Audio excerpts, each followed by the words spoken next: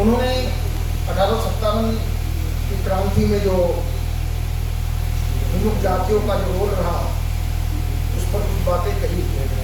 मैं इसमें कुछ बातें सबसे पहले जोड़ना चाहूँगा कि आप लोगों ने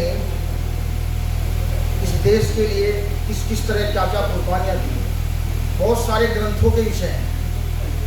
1857 की क्रांति, उससे पहले इस देश के अंदर 77 विद्रोह ईस्ट इंडिया कंपनी के खिलाफ हुए हैं, जो जाने माने विद्रोह माने जाते हैं।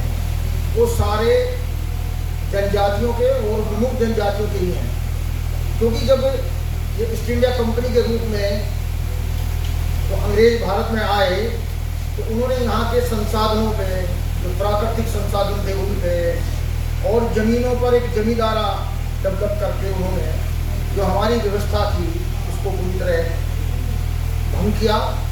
और उससे दुखी होकर के 77 जगह भारत में बड़े विद्रोह हुए, जिनमें एक विद्रोह राजा वीर सिंह के नेतृत्व में कुंजा बहादुर जो गांव है वहाँ से उसकी शुरुआत हुई है। और उसमें गुर्जरों के अलावा बंजारों ने भी योगदान दिया था। और गुर्जरों के साथ वहाँ इतनी अन्याय हुई थी कि राजा विजय सिंह जी का सर काट कर देहरादून की जेल पर टांग दिया गया था। और वो जब तक वो समाप्त नहीं हो गया तब तक नहीं उतारा गया। ऐसी बहुत सारी चीज़ें सन 1857 की क्रांति के साथ जुड़ी हैं। इसके लिए ये ढेर सारे ग्रंथों का विषय है और कई कई दिन तक इसके ऊपर जो है लोग बोल सकते हैं। सारे गजेटियर जो हैं वो जमाने के अंग्रेजों के, वो विमुक्त जातियों की कुर्बानियों से भरे पड़े हैं। मैं एक उदाहरण दूंगा आपको, तो उससे आपको कुछ चीज़ें समझ आएगी। कि एक गांव कोल्टा गांव मेरठ के अंदर, वो क्रांतिकारियों की गतिविधियों का केंद्र था। जब अंग्रेजों के खाकी, उनको बोलते थे खाकी रिसाला, जो उनकी जो होती थी मिलिट्री, जब उनको मालूम हुआ तो उस गांव के ऊपर धावा बोला गया और 137 गुर्जरों को पेड़ पर टांग कर फांसी दी गई। और यह आदेश दिया गया कि 13 दिन तक लाशें मतलब एज वो टंगी रहेगी और गांव की महिलाओं को खाना वहीं आकर बनाना पड़ेगा। खाना बनाने के लिए गांव में पानी का अभाव हो गया, क्योंकि कुआं जो था वो गुर्जरों की लाशों से वो अटा पड़ा था। तो ऐसे में बच्चे भी बिला रहे थे, महिलाओं की हिम्मत नहीं थी, पानी कहाँ से लाएं, खाना बनाएं तो लाशों के पास जाके कैसे बनाएं। तो पड़ोस के गांव में जब ये खबर गई तो वो लोग घड़ों में पानी भर करके और खाना लेकर उस गाँव में आए। जैसे ही अंग्रेजों को ये घटना किसी जालिम ने जाकर दी, सूचना दी, तो वो अंग्रेज वहाँ आते हैं और उस गांव में बिना कोई सूचना के आग लगाते हैं। वो गांव, उस गांव का आज तक भी कोई वजूद नहीं है। यही लोग जानते हैं यहाँ कभी गांव भी था।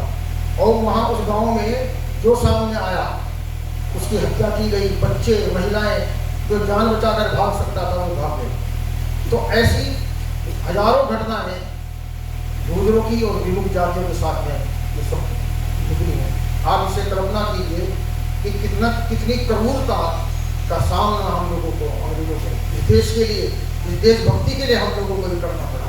और उसके बदले में हमें क्या मिला उसके ऊपर अभी चर्चा करूँगा। इसीलिए मैं जब आज के इस दिन की बधाई देता हूँ ना किसी को, तो मैं कहता हूँ कि आधी शुभकामनाएं, मतलब आधी, मतलब आज का जो हमारा मुक्ति दिवस है तो इसकी आधी शुभकामनाएं। अब आधी क्यों, पूरी क्यों नहीं, तो मैं जो आगे आपको कुछ बातें बताऊंगा उससे और चीज़ें समझता हूँ।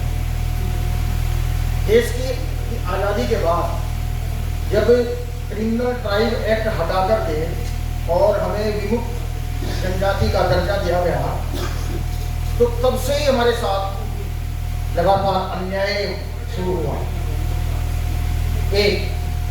50 में रिपोर्ट आने के बाद 2 साल तक हमें वेट करना पड़ा ये DNT का दर्जा, या वो जो क्रिमिनल ट्राइब एक्ट था उसके हटाने की प्रतीक्षा करनी पड़ी।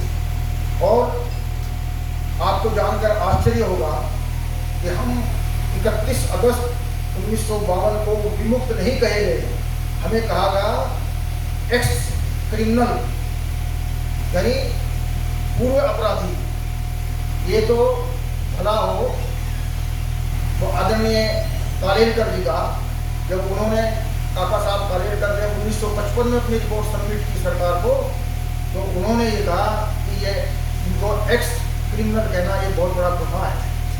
तो उन्होंने ये सुझाव दिया कि इनको विमुक्त जनजाति कहा है, वहाँ से जाकर के हमें विमुक्त जनजाति कहा है।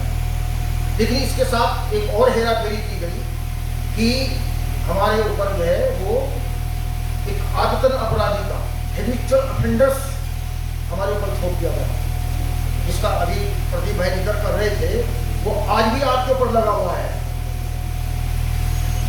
मतलब आप लोग ये समझिए कि वो हैबिचुअल जो है ऑफेंडर्स का वो कलंक आज भी हमारे सर पे है। तो इसलिए मैं कहता हूँ ना, वो आदि जो शुभकामनाएं यूपी और जम्मू कश्मीर दोनों यूपी और जम्मू में लागू है, बाकी वो प्रदेशों में नहीं लागू है, लेकिन इतना हम पे तो लागू है ना।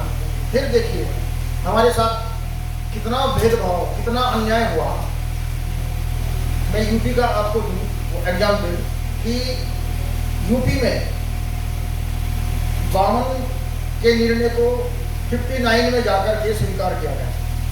फिर सूची जारी की जाती है 1961 में, पहली सूची, उसमें 18 जातियां छोड़ दी जाती हैं और लिख दिया जाता है कि अन्य जातियां जो इस सूची में नहीं है वो एससी में शामिल हैं, उनमें हम भी थे, गुजर भी थे। फिर 62 में दूसरी सूची जारी की जाती है, तो वहां से भेज दूसरे विमुक्त जनजाति से जन शब्द हटाया, केवल विमुक्त जाति लिखना शुरू किया।